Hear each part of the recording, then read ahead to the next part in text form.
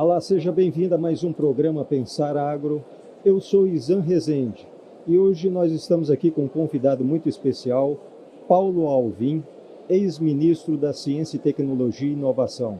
Paulo, seja muito bem-vindo. Eu que agradeço o convite e a oportunidade de pensar agro. Maravilha. Paulo, dentro desse contexto de ciência e tecnologia, quais são as suas diretrizes em relação ao fortalecimento da política pública da ciência e tecnologia? Veja bem, a gente vem evoluindo há 7 décadas, desde quando começou-se a construir políticas públicas para a área de ciência e tecnologia no país, né? Ou seja, é um esforço que vem evoluindo, no primeiro momento com instrumentos de fomento, posteriormente com legislação, regulação e principalmente pelo fortalecimento do ecossistema brasileiro. Hoje a gente pode dizer que a gente tem coisas que pode ser possível melhorar, com certeza, mas a gente tem um sistema de ciência e tecnologia nacional robusto e, mais que isso, ele começa a se robustecer também em estados e municípios. Né? No caso específico do Paraná, onde nós estamos, né, aqui é um exemplo. Né? Hoje você tem uma situação diferenciada num estado que tem ambientes de inovação, né, infraestrutura de ciência e tecnologia, ou seja, instituições de pesquisa, um grande esforço de formar capital humano, tudo isso numa interação muito forte com o setor empresarial para atender demandas do setor produtivo e com políticas públicas que fortalecem e, inclusive, aportando recursos para que essa hélice gire bem. Perfeito. A posição do senhor foi o seguinte: há um investimento muito forte até então na ciência e na tecnologia. E a defesa é que, investindo em tecnologia, há a possibilidade de alavancar recursos e trabalhar dentro de um processo de autossustentabilidade. O que eu defendo é que, vamos dizer, o Estado tem que investir em ciência e tecnologia. Isso é papel do Estado, isso é papel de indução, seja estruturando capacidade laboratorial, seja formando, né, pesquisadores, docentes, ou seja, formando um capital humano, né, da melhor qualidade possível. Mas é fundamental que a gente tenha uma rentabilidade do processo, para que a gente não só tenha uma caixa d'água que só esvazia. A gente tem que ter uma torneira, né, que permita, né, incorporar recursos e, com isso, você cresce o bolo. O grande desafio é o crescimento do bolo, né? Então, o que eu defendo é que o Brasil já está chegando numa maturidade na área de ciência e tecnologia, que primeiro tem que fazer escolhas em que setores são potenciais, são estratégicos para o investimento em ciência, tecnologia e inovação.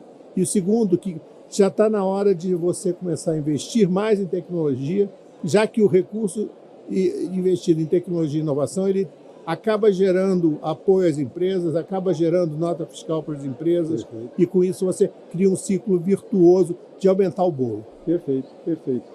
Dentro desse processo tecnológico, tem uma geração aí que hoje já nasce digitando. A tendência do emprego formal para esse século XXI é um desafio? Veja bem, eu acho que as relações de trabalho são, com certeza, um assunto que merece uma atenção do legislador, né, das instituições, porque com certeza a gente vai precisar rever essa situação. No século XXI, o que a gente tem é oportunidade de trabalho. O que a gente tem é demanda por profissionais cada vez mais qualificados, né? E que muitas vezes o uso daquele profissional é temporal, é em determinado momento. E aí o que acontece? Você começa a potencializar muito mais relações de trabalho do que relações de emprego, né? Então, eu acho que esse é um setor que, com certeza, precisará ter revisões nos próximos anos, né? Isso já acontece. A nova geração, ela não tem esse apego ao emprego, ela tem muito mais um apego às oportunidades. Tudo isso faz, né, se pensar em novas lógicas de relação de trabalho, né, e das novas relações, oportunidade de trabalho e empregador e remuneração. Até porque a gente acredita que, com mais qualificado, né, isso vai impactar na melhor remuneração. Então, isso também faz parte do jogo de acerto. Eu não posso ter no agro uma máquina que custa milhões, Sim. eu preciso ter um profissional qualificado, porque ele não pode criar um dano na máquina. Cada vez mais eu tenho digitalização, eu tenho transformação digital no campo, tudo isso gera oportunidades de trabalho, que são temporárias, não são permanentes, não são cotidianas. Perfeito, perfeito. Nós passamos pela pandemia, passamos por um processo que levou o home office dentro de uma realidade que hoje há muitas empresas que estão preferindo dar o conforto para aquela prestação de serviço, para aquele profissional dentro do ambiente familiar dele, diante da sociedade dele. É uma tendência hoje? Com certeza. Eu acho que a pandemia acelerou a transformação digital. E a transformação digital ela tem embutida algumas reduções, tipo a redução de custo, redução de mobilidade, redução de necessidade de espaços físicos. Então, esse tipo de coisa leva à opção do home office como uma alternativa, não em todas, mas em várias atividades produtivas, né? Essa facilitação é um incremento de aumento de produtividade, aumento de competitividade, mas principalmente redução de custos para as empresas e organizações. E é uma realidade, não se volta atrás. O grande desafio é que não é para todos. E muitas vezes os profissionais falam, por que fulano tem e eu não tenho? Tá? Mas eu acho que uma grande maioria das atividades, principalmente no setor de serviço, né, na área de educação, na área mesmo de saúde com a telemedicina. Tá? Então, com certeza, né, as experiências no caso, no campo de telemetria, tudo isso é uma realidade já, não é algo para o futuro. Então, isso com certeza vai ser uma oportunidade das pessoas trabalharem não só em casa, mas onde elas moram. Perfeito. Tá? Ou seja, muita gente do interior poderá estar prestando serviço para empresas em outro estado, em outro país. Isso já é realidade. Maravilha. Na experiência que o senhor teve como ministro de Ciência, Tecnologia e Inovação, os estados estão preparados, o país estão preparado para essa realidade? Tem um movimento, tem uma política pública voltada pontualmente para algum setor ou não? Tá, veja bem, eu acho que a gente tem que considerar que tem realidades distintas, né? Eu acho que a gente tem estados que estão em estágio muito mais avançado na que se refere à transformação digital, a sua capacidade de inovar, mas um ponto fundamental é que não pode ficar ninguém para trás. Perfeito. Então esse é um movimento que tem que ser de inclusão, é o que a gente chama de inclusão digital, de inclusão produtiva, mas principalmente com a preocupação de preparar as pessoas para esse novo momento. A exclusão digital é uma exclusão, né, tão impactante quanto a exclusão social. Perfeito, perfeito. Essa relação é muito importante. A sustentabilidade hoje dos cursos e dos procedimentos e metodologias desses cursos aplicados nas universidades ou nas escolas primárias e toda a linha educacional, ela hoje tem uma tendência de aprimorar ou o senhor entende que ainda tem uma dificuldade, uma lacuna aí muito grande para adaptação? A par das questões de saúde que foram muito impactadas com a pandemia, um dos setores da economia mais afetado e que vai ter repercussões num horizonte de médio e longo prazo foi o setor de educação. O setor de educação não estava preparado, né, nas suas diversos níveis escolares para essa transformação digital. É muito fácil fazer transformação digital num estudante universitário, mas, por exemplo, nos primeiros anos de escola, né, que tem uma interação, que tem um processo pedagógico muito centrado no presencial, é muito mais complexo eu desenvolver isso do ponto de vista digital, né? Ocorre que tivemos que superar e passar por esses períodos de 2 anos, que ainda tem consequências até hoje, mas que está transformando tremendamente o setor educacional, né? O setor educacional não só na questão das tecnologias, das metodologias, mas principalmente na questão das profissões. Né? A gente começou a viver no final do século passado, né, fins de profissões numa velocidade muito maior. Né? A gente ouvia falar do condutor de bonde, né, do datilógrafo, mas agora a gente vê profissões, né, até de boa remuneração sendo extintas assim literalmente, e isso é uma tendência, né? Eu gosto muito de usar a teoria do ciclo de vida. Antigamente a gente falava em ciclo de vida para um produto, né? A gente tinha um Opala que durava 22 anos, hoje um modelo não dura 2, 3 anos, né? Depois isso chegou nas organizações, são poucas as, né, organizações que conseguem ser, né, contínuas e Se reciclar, se reciclar. Essas que conseguem durar mais, tem um processo de transformação e mudança muito intenso, que muitas vezes até dificulta as relações de trabalho. E isso começa a chegar nas profissões, né? Tá, então essa questão, esse conceito de ciclo de vida que a gente traz lá da biologia, ele é muito presente hoje na sociedade como um todo. Perfeito. A potencialidade da ciência e tecnologia como fomento e diante da economia. Tá, veja bem, hoje alguns, né, estudiosos falam que nós vivemos uma sociedade do conhecimento, uma economia do conhecimento. Isso significa o quê? Muito informação e conhecimento embarcado em produtos e serviços. Né? Essa questão é estratégica e importante porque significa conhecimento científico e tecnológico que você está incorporando, né, em produtos e serviços. Né? Muitas vezes a gente fala, talvez o maior exemplo hoje seja a inteligência artificial, que você incorpora um cabedal de informações e conhecimento que agiliza processos de tomada de decisão, agiliza processos de fazer coisas em função de um acervo que eu consigo acessar com velocidade e quantidade, né? Isso é muito decorrente dos avanços que a gente tem nas áreas de tecnologia, informação e comunicação, mas muito em função da integração das tecnologias digitais. Hoje a gente vive um momento, a teoria do Lego, né? A gente junta as tecnologias, o melhor exemplo talvez seja o smartphone, ali tem telefone, ali tem calculadora, tem tudo isso, e você cria um ente novo que substitui um conjunto de produtos, serviços, indústrias, mas que traz agilidade, flexibilidade e, principalmente, né, facilita a vida do cidadão. As tecnologias, elas hoje têm um papel não de criar dificuldades, mas de criar facilidades para o convívio dia futuro. Isso é uma bola de neve. Sim. Dentro desse desafio de criar facilidade, muitos apontam que elimina a capacidade de interpretação, de fechamento de uma planilha, de um raciocínio lógico que pode levar uma sociedade ou uma geração a depender e ter uma crença daquilo que ele está recebendo.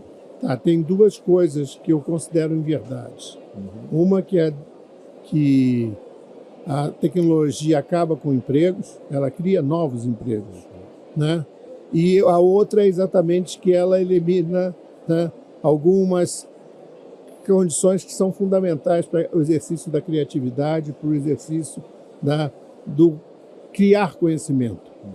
Eu discordo, né?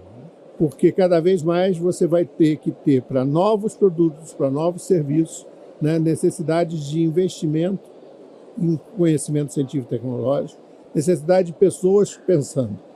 O que a gente tem que refletir é que não são os mesmos que vão fazer as próximas coisas. Esse é o grande desafio. Isso é oportunidade. Alguns veem como ameaça, né? O que exige que a gente tem que estar em contínua mudança.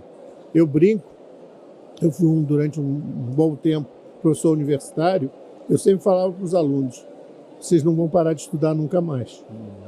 Porque você vai ter que buscar conhecimento, você vai ter que pesquisar, você vai ter que ter uma relação com fontes de informação e conhecimento cada vez mais intensa a vida inteira. Até porque nós vamos viver mais. Sem dúvida. A faixa de média e a média de idade da população cresceu muito. No estado do Paraná, como que está sendo as políticas públicas implementadas junto às universidades e junto às instituições? Elas estão preparadas, estruturadas para esses desafios? Dizer que estão preparadas seria muito eufemismo, mas eu digo que existe uma ambiência extremamente favorável a você evoluir, né? Então a gente vê, por exemplo, no nível municipal, várias experiências acontecendo nos primeiros anos da escola, levando robótica, levando, né, soft skills para as crianças, preparando as crianças para uma educação diferente. Então isso eu tenho tido a oportunidade, não posso generalizar, mas de ver isso em diversos municípios, de diversos portos no Paraná. Eu acho que nós temos um desafio no ensino médio profissional, né? Porque ele está num limbo, né? E está num limbo há muito tempo, né? Porque a gente precisa desses profissionais e muitas vezes as instituições de ensino não têm conseguido acompanhar essas novas dinâmicas. No ensino superior, eu acho que o Paraná tem uma situação diferenciada. O Paraná tem uma rede de 7 universidades estaduais públicas de qualidade, que cobrem o estado todo. Ele tem um conjunto de 5 universidades federais que atuam no estado. Dentro do estado, 5 unidades? 5 instituições federais. E, além disso, tem uma boa rede privada de qualidade.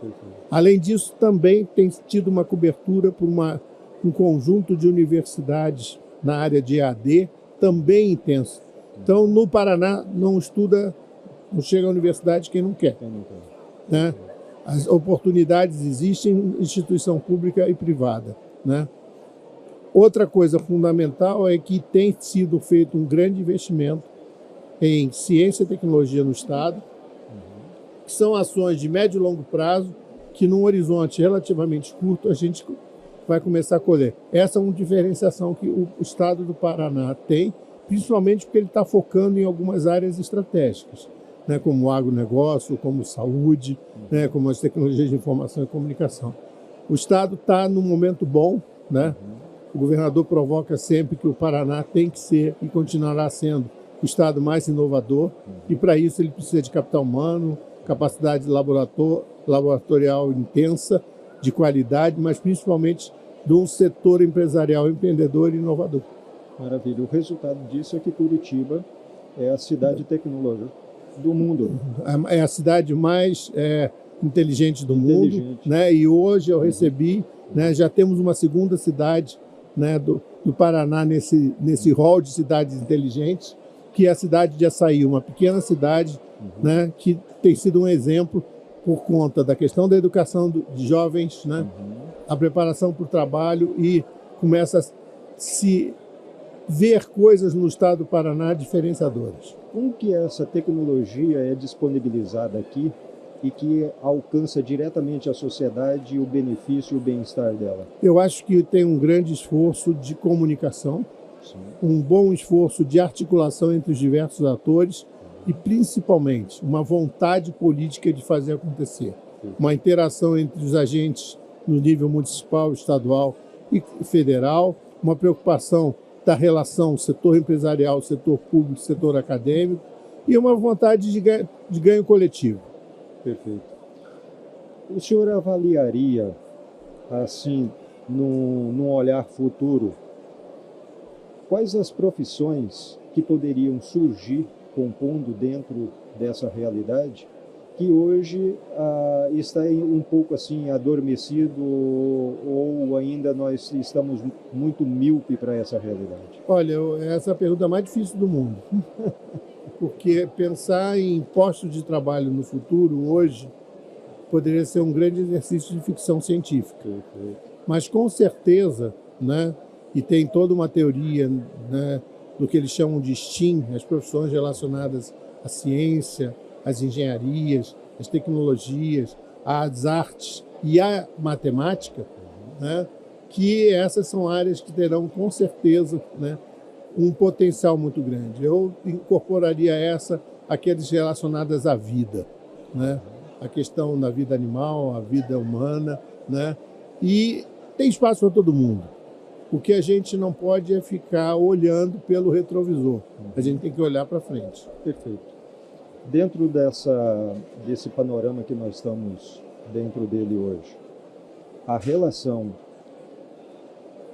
da ciência e tecnologia que alcança aí o campo, que alcança as cidades, de modernização. Isso, o senhor percebe que tem um impacto social para aqueles que estão mais idosos e os que estão chegando agora? Se tem, qual é a orientação na tua visão de trazer uma harmonia entre essas duas realidades? Vamos lá. A gente está vivendo, e a minha geração tem essa característica, né? Nós vivemos não só uma mudança de século, minha geração viveu uma mudança de milênio. As transformações são muito grandes e rápidas, né? As tecnologias da informação, elas se aceleraram a partir dos anos 90. Ou seja, há pessoas pesquisadores que dizem que o século XIX começou com uma década antes. Mas se você for perceber, as tecnologias da informação e comunicação começaram de forma direta, principalmente a sociedade brasileira, a impactar a gente pós-pandemia, 20 anos depois. 20 anos depois. Apesar de ser um movimento dos anos 90. Sim. Então, existe um retardo que pode ser acelerado ou não. Isso dá oportunidade para processos de inclusão digital. Eu acho que diria mais até que inclusão digital, inclusão tecnológica. Né? Hoje, né, todo mundo dizia que quando deixou-se de pagar, né, as contas nos bancos e começaram a pagar em caixas eletrônicos, ia ter uma grande reação. Hoje todo mundo paga com Pix. Exatamente. Que é muito mais complexo e muito mais, né, mais difícil. E tem o banco, tem todo o fundo de investimento na palma da mão aqui. Tudo. Então, o ser humano tem uma capacidade independente, né, a menos aqueles que têm algum outro tipo de dificuldade, de se adaptar rapidamente. Né? O ser humano se supera permanentemente. Então, eu não vejo que isso seja um problema. O que eu vejo é que cada vez mais, né, nossas populações vão ser com faixas etárias bem próximas aos 100 anos. Você tem que pensar, né, nessas questões, pensando nessas pessoas. Né? Hoje, a população está envelhecendo, que já é uma realidade, por exemplo, na Europa e no Hemisfério Norte. No caso brasileiro, a gente tem que pensar no envelhecimento da população e que esses serviços que são básicos, que são necessários para o dia a dia, que também tenham um olhar para essas populações. Até porque a gente espera chegar lá. Sem dúvida.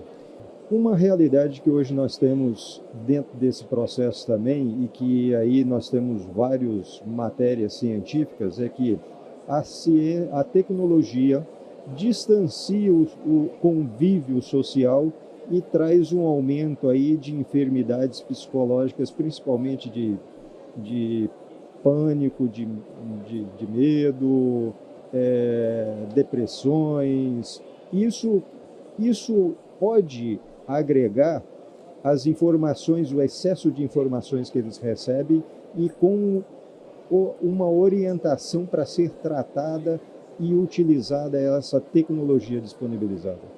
Veja bem, isso é real.